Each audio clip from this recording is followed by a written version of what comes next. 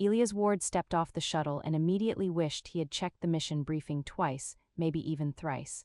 The palace stretched before him like a cathedral built by architects who had laughed at the concept of straight lines. Walls shimmered with a shifting spectrum of colors, metal lattices wove in patterns that seemed to ripple under their own weight, and hovering orbs of light drifted lazily overhead, occasionally bumping into each other with soft, apologetic pings. A faint hum filled the air, like the palace itself was breathing, or maybe just mildly annoyed at his presence. He gripped the strap of his pack tighter and tried to imagine that he looked calm. He probably did not. An attendant floated toward him, gliding on a disk of polished energy that hummed faintly. "Welcome, Captain Ward," the attendant said, bowing at an angle that seemed physically impossible. "Please observe the palace protocol." What? Elias blinked. Protocol. Bowing is optional but mandatory in the main hall. The attendant's tone suggested this was the most obvious fact in the universe. Elias nodded slowly. "Right, optional but mandatory, got it." He tried a small bow, the disc whirred beneath the attendant as if judging the attempt and considered itself mildly offended. Elias straightened quickly. Maybe not too much. What? They moved down a corridor where the walls seemed alive, tiny geometric shapes shifting and rotating as if they were having their own conversations. Elias reached out to touch one.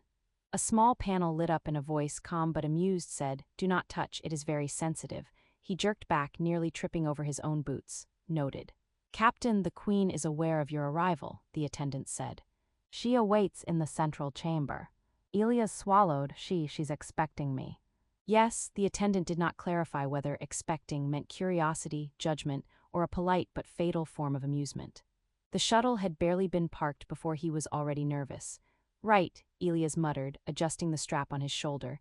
"Just a normal meeting with a dignitary in a palace designed by prankster architects with a taste for geometric insults." What? They arrived at a pair of enormous doors that seemed to pulse with energy. The attendant gestured at them. "Please enter." Elias nodded, took a deep breath, and pushed. The doors slid open with a sound somewhere between a sigh and a chuckle. Inside, the chamber was vast. Light poured in from walls that glimmered like liquid metal, and shadows moved in ways that made him second-guess his depth perception. At the far end, seated upon a throne that appeared to float a fraction above the floor, was Lyra Vera. Her posture was impeccable, her hands resting lightly on the armrests and her long ears curved gracefully backward, twitching ever so slightly as if to catch every nuance of the room. Her hair fell in waves that shimmered like liquid midnight. Elias' first thought was that she looked like a human woman, almost, but the ears gave her away immediately, an elegant reminder that she was something beyond his world. His second thought was that he might have accidentally walked into an interstellar opera house instead of a palace. "Captain Ward," she said, her voice calm but carrying an authority that could flatten a battlefield, "you have arrived." "What?" "Yes, Your Highness," he said, trying not to sound as though his knees were negotiating a separate truce with gravity. Lyra tilted her head slightly, and the faintest flick of her ear made him feel exposed.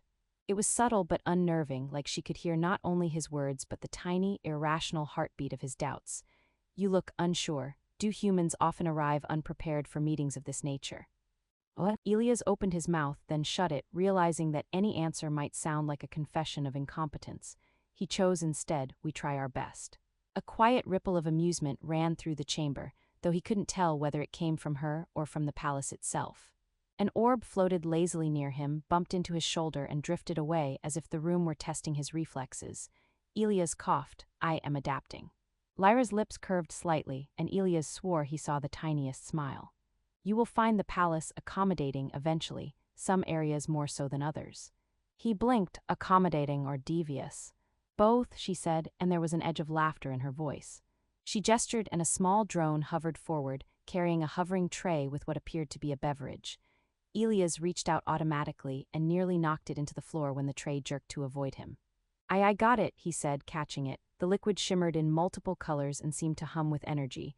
He took a cautious sip and almost choked. It tasted like sweet metal and faintly of ozone. "Refreshing," he managed to say. The Queen leaned forward slightly, studying him. "You have a sense of humor, Captain." "I try," he said, wondering if he should stop before the palace itself started judging him too. "Good, you will need it," she said, straightening again. Her ears twitched faintly, and he caught the ghost of a movement, an eyebrow raised, a slight tilt of the head, and felt the weight of her attention press against him like gravity. The room seemed to pulse with that attention, and for a moment he felt like a very small creature under a very large, silent microscope. Then, as if sensing his discomfort, one of the hovering orbs wobbled and collided with another, releasing a soft, musical ding. Elias laughed nervously. Lyra's faint smile widened just enough to make him wonder if he had earned a small victory. "You will find, Captain Ward, that the palace has a sense of humor," she said. "It enjoys testing visitors." "What?" "I can see that," he said, "and I suppose it likes making humans feel insignificant." "Not insignificant," she corrected, "just challenged." Her ears flicked again, catching some subtle vibration in the room. "And occasionally amused." Elias took another sip of the alien beverage, which he decided might actually be a test rather than refreshment, and nodded. "Challenge accepted," he said, trying to sound braver than he felt.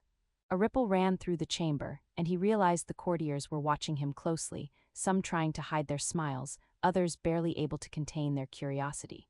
The palace seemed to lean in closer, as if eager to see whether this human could survive its labyrinthine culture, the whims of its queen, and the silent judgment that radiated from her like a tangible force.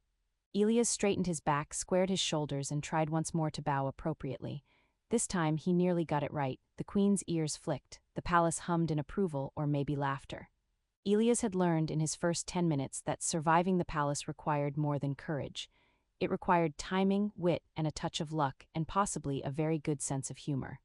Then, just as he was beginning to relax, a small holographic projection of an alien cat appeared on the floor, yowling dramatically and projecting a warning tone. Elias jumped, spilling half of his drink, and the queen laughed, soft, melodious, and entirely unrepentant. "Do not worry, Captain," she said. "The palace likes to keep its visitors alert. You are doing well so far." Elias wiped his hands on his uniform and managed a grin. "Alert or mortally terrified?" "Both," she said simply. Her ears twitched again, as if noting the exact proportion of fear to amusement in his expression. And in that moment, Elias realized that whatever the mission entailed, the palace and the alien queen would ensure that he would never, ever be bored. Elias stepped further into the chamber, trying to ignore the way the floor beneath him hummed faintly, as though the palace itself was judging the steadiness of his steps. Lyra Vera had shifted slightly on her throne, her long ears catching subtle vibrations in the air, flicking almost imperceptibly in response to the cadence of his breathing. Elias knew he was supposed to feel intimidated, maybe even fearful, but the moment was offset by the absurdity of the hovering teacups, each following him with quiet determination like loyal, judgmental pets. One almost brushed against his shoulder and he swatted at it reflexively, earning the faintest, amused ripple of sound from the queen. "You are persistent," Lyra said. Her voice was smooth, rich, and carried the kind of authority that made him want to straighten twice as hard. "Few humans remain composed in my presence for more than 10 minutes. "What?" "I aim to please," he said, realizing mid-sentence that it sounded alarmingly like a line from some outdated Earth sitcom. The hovering teacup tilted in what seemed to be mock approval. Lyra's lips quirked upward, just enough to suggest she found the comment tolerable. Composure is admirable, but adaptability is preferable. Her long fingers traced the edge of her throne, and the ambient light in the room pulsed in gentle synchronization with her movements. Elias noticed that with each subtle pulse, the shadows seemed to stretch and bend, giving the impression that the palace itself leaned closer, eager for the exchange. "I adapt quickly," he said, testing the waters, "unless the palace itself starts, judging my reflexes in public." "What?" "It does," she said simply, and her ears twitched again, capturing nuances he couldn't even name. "But that is why you are here, to demonstrate that humans are more than their reputation for impulsive heroics." "What?" Elias swallowed, wondering if his reputation had preceded him. "I hope my impulsive heroics are at least entertaining." He tried to smile and almost tripped over a small, hovering orb that shot past him at what seemed like random intervals. The orb made a soft ping and disappeared behind one of the crystal walls, leaving him blinking in confusion. "You are amusing," Lyra said, and for a moment he thought he might be hallucinating. The corners of her mouth curved, not fully a smile, but something in between, a small acknowledgement of his presence. Her ears flicked toward him like twin antennae reading a frequency he had never known existed. "That will serve you well." "What?" He nodded, unsure whether to take that as a compliment or a veiled warning. He was still recovering from the first orbit encounter when a drone whirred into the chamber, carrying a small device that projected holographic schematics of the palace. Elias leaned forward, trying to focus, but every time he did, one of the floating cups drifted in front of the projection, obscuring important details. He swatted at the cups, muttering apologies under his breath, and the queen's soft chuckle echoed through the hall. "You struggle with the palace's nuances," she observed, her ears twitching again. You will learn that it has a sense of humor, and it is persistent. I noticed, he said. Though I am beginning to think the palace enjoys making humans look awkward. Lyra's smile widened just a fraction, enough to reveal the faintest glint in her eyes. Perhaps. Or perhaps it simply wants to see if you can remain interesting. Elias realized that every gesture, every word, every stumble he made was catalogued by her attention, and the palace seemed to lean in with it. He tried to balance dignity and adaptability, and in the process, he realized he had never encountered a being who could make him simultaneously terrified, intrigued, and mildly amused. As he navigated toward a seating area, one of the floors shifted subtly under him, sending a ripple through the hall that made him step sideways in surprise.